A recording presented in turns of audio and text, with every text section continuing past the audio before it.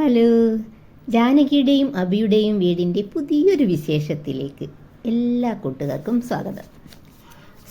സൂര്യനാരായണൻ്റെ മരണം സൂര്യനാരായണനെ സ്നേഹിച്ച എല്ലാവരുടെയും മനസ്സിൽ ദുഃഖത്തിൻ്റെ ഒരു പെരുമഴ തന്നെ ഉണ്ടാക്കിയിരിക്കുകയാണ്.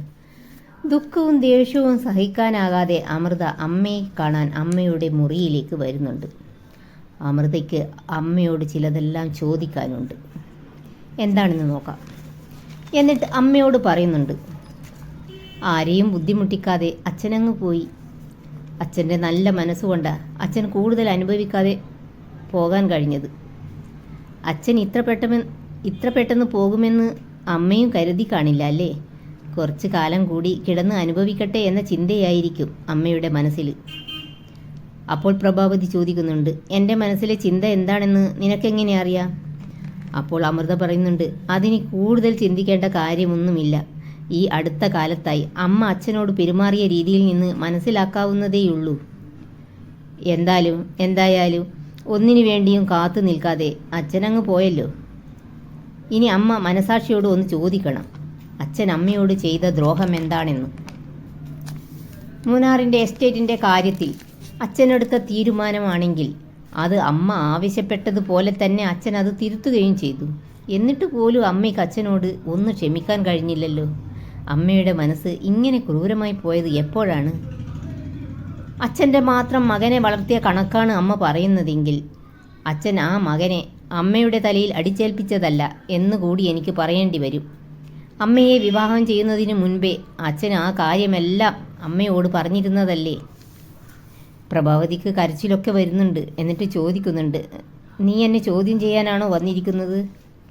അല്ല, അച്ഛൻ്റെ മുറിയിൽ വന്ന് അച്ചാച്ചനെ കാണണമെന്ന് പറഞ്ഞ് പൊന്നു പൊട്ടി കരയുന്നത് കണ്ട് ചോദിച്ചു പോയതാണ്. അച്ഛനെ കൊണ്ട് എന്തെങ്കിലും പ്രയോജനം ഉണ്ടാകുമെന്ന് കരുതിയല്ല ആ കുഞ്ഞ് നിലവിളിച്ച് കരയുന്നത്. അച്ഛനിൽ നിന്ന് അവൾക്ക് കിട്ടിയ സ്നേഹമാണ് അവൾ തിരിച്ചു നൽകുന്നത്. സ്വന്തം ഭർത്താവ് ജീവനു വേണ്ടി മല്ലിട്ട് ഹോസ്പിറ്റലിൽ കിടന്നപ്പോൾ തിരിഞ്ഞു നോക്കിയില്ലാത്തത് പോട്ടെ, ആ ജീവന് വേണ്ടി ദൈവത്തെ വിളിച്ച് ഒന്ന് പ്രാർത്ഥിക്കണമെന്ന് അമ്മയ്ക്ക് തോന്നിയോ? അമ്മ ഹോസ്പിറ്റലിൽ വന്നത് സ്വത്ത് ഷെയർ ചെയ്യണമെന്ന് പറയാൻ വേണ്ടി ആയിരുന്നില്ലേ? അമ്മയ്ക്ക് വലുത് അത് മാത്രമായിരുന്നു. അച്ഛൻ ഇനി ഇല്ല എന്ന് കരഞ്ഞുകൊണ്ട് പറയുന്നുണ്ട് അമൃത. ഈ സമയത്തെങ്കിലും ജീവിച്ചിരുന്ന സമയത്ത് കൂടെ നിന്ന് പരിചരിക്കാൻ പറ്റാത്തതിൻ്റെ വേദന അമ്മയ്ക്കുണ്ടോ? ഒരു ചെറിയ കുറ്റബോധമെങ്കിലും ഉണ്ടോ അമ്മയ്ക്ക്? ശരീരത്തിൽ നിന്ന് ജീവൻ പോകുന്ന സമയത്ത് അച്ഛൻ്റെ അരികിലൊന്നും ഉണ്ടായിരുന്നെങ്കിലെന്ന് അമ്മയ്ക്കിപ്പോൾ തോന്നുന്നുണ്ടോ? അപ്പോൾ കരഞ്ഞുകൊണ്ട് പ്രഭാവതി പറയുന്നുണ്ട്, നിനക്കെന്നെ വേദനിപ്പിക്കണം, അതിനുവേണ്ടിയല്ലേ നീ വന്നത്, വേദനിപ്പിക്ക്. അപ്പോൾ അമൃത പറയുന്നുണ്ട്, അമ്മയെ കുത്തി നോവിക്കണമെന്നൊന്നും എനിക്കില്ല. എന്തെങ്കിലും ഒരു കുറ്റബോധം അമ്മയുടെ മനസ്സിൽ വന്നിട്ടുണ്ടോ എന്നറിയാനാ? എങ്കിൽ എൻ്റെ മനസ്സിൽ അതൊരു ആശ്വാസമായേനെ. അമ്മയുടെ മകളല്ലേ ഞാൻ. എനിക്കുമില്ലേ ഒരു ഭർത്താവ്. അച്ഛൻ്റെ വേർപാടുകൊണ്ട് ആർക്കാണ് അമ്മ നഷ്ടമുണ്ടായത്? അച്ഛൻ്റെയും അമ്മയുടെയും മരണം പഴുത്തില കൊഴിയുന്നത് പോലെയേ ഉള്ളൂ മക്കൾക്ക്.